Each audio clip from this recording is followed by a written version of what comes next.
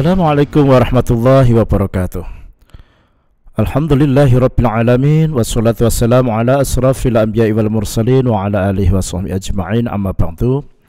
Para mahasiswa yang saya cintai, alhamdulillah kita panjatkan puji syukur kehadirat Allah Subhanahu wa taala. Pada kesempatan kali ini kita masih bisa beraktivitas mengikuti perkuliahan saya, yaitu manajemen bisnis keluarga. Pada pertemuan yang kedua ini kita akan membahas tentang siklus hidup perusahaan keluarga ya. Oke, mari kita ikuti perkuliahan hari ini ya.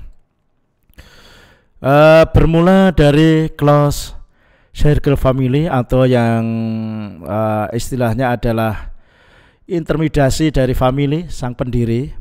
Pada perkembangan berikutnya ketika perusahaan tumbuh menjadi lebih besar dan kuat, generasi kedua ya kan, atau yang disebut dan extended family termasuk saudara-saudara, keponakan, cucu mulai masuk bahkan menjadi the dynasty of family, dinasti dari family itu.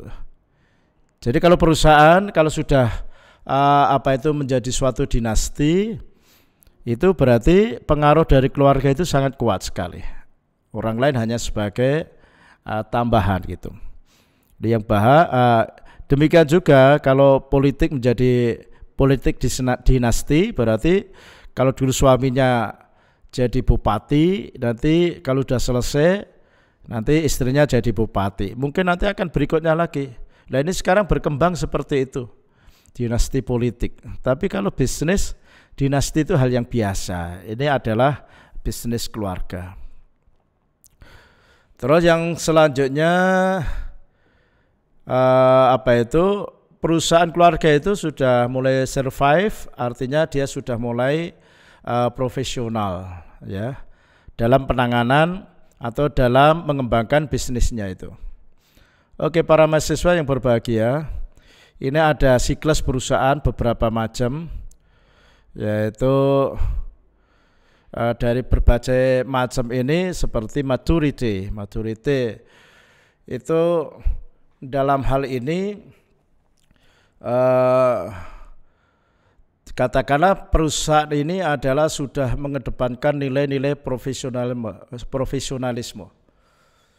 Terus yang selanjutnya, para mahasiswa yang berbahagia, bahwa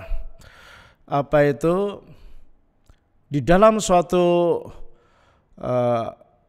manajemen bisnis keluarga, dalam hal ini perkembangan perusahaan bisnis keluarga, ini adalah ada yang namanya memberikan suatu motivasi. Motivasi ini adalah ada stick atau ada lagi yaitu punishment. Atau lebih tepatnya adalah rewards, ya kan?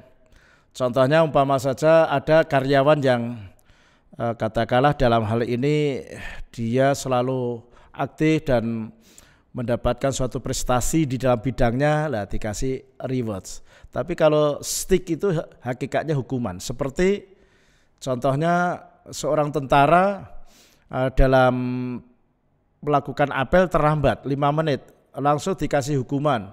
Katakanlah hukumannya dalam hal ini adalah lari lapangan Chandra di muka sebanyak 10 kali. Ini namanya stick.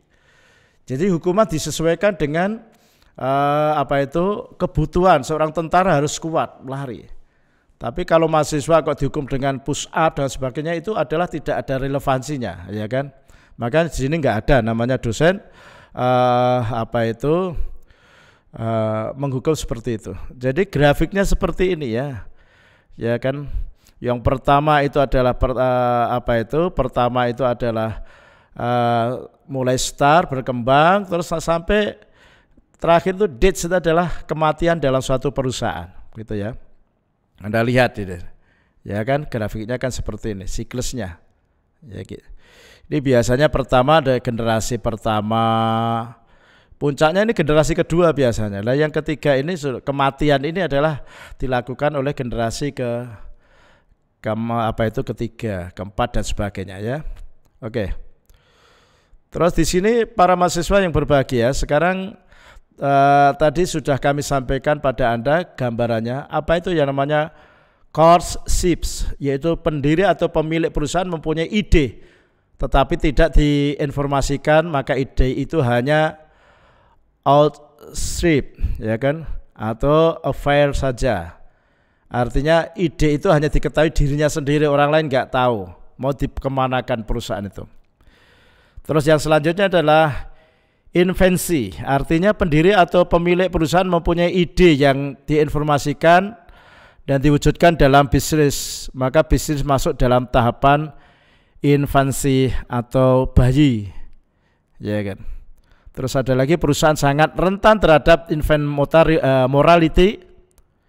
mortality karena rendahnya cash flow, belum stabil pasar dan sebagainya.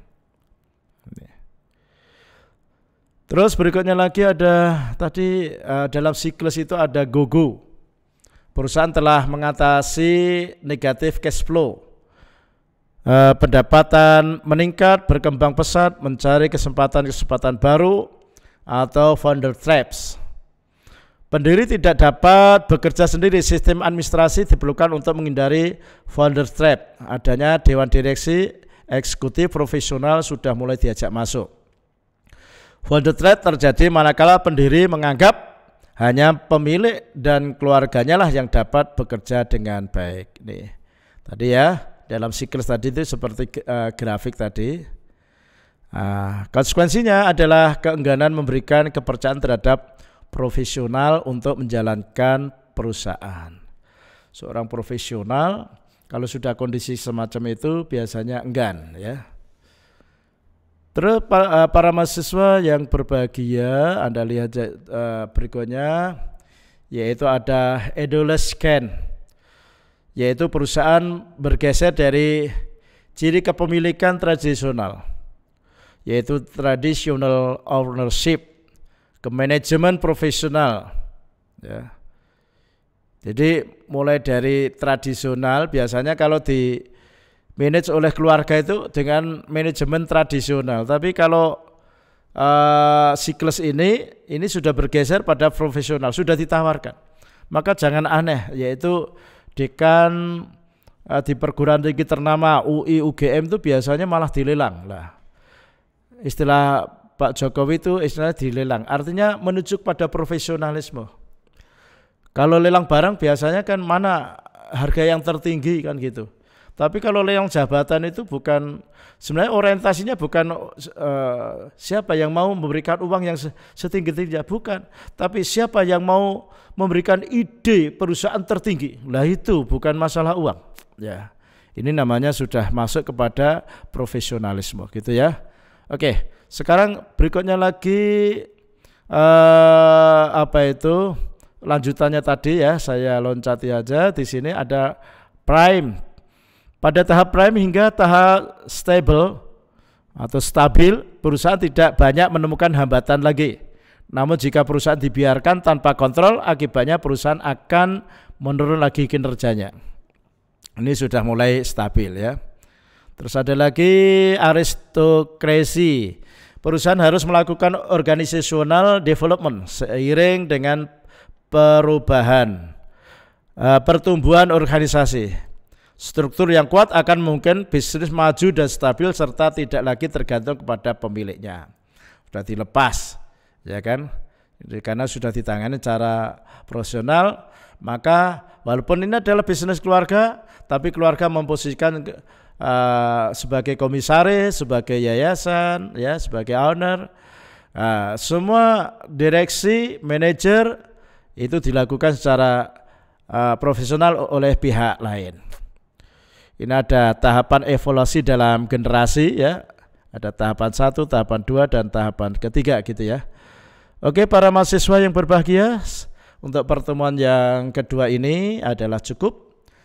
Saya kira nanti kalau ada pertanyaan bisa diajukan baik lewat WA, lewat Google Classroom, atau pada waktu saya ketemu di kampus bisa ditanyakan. Oke lah.